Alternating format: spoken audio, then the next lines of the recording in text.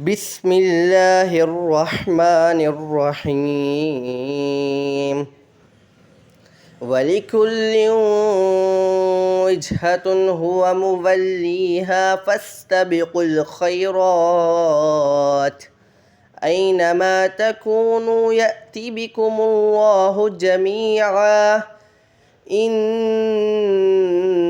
الله على كل شيء قدير ومن حيث خرجت فول وجهك شطر المسجد الحرام وإنه للحق من ربك وما الله بغافل عما تعملون ومن حيث خرجت فول وجهك شطر المسجد الحرام وحيث ما كنتم فولوا وجوهكم شطره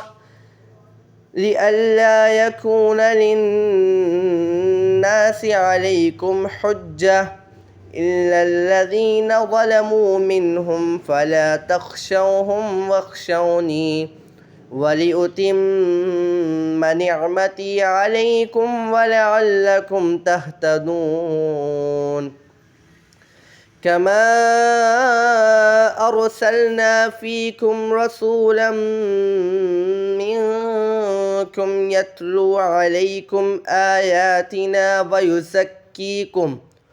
ويزكيكم ويعلمكم الكتاب والحكمة ويعلمكم ما لم تكونوا تعلمون فاذكروني أذكركم واشكروا لي ولا تكفرون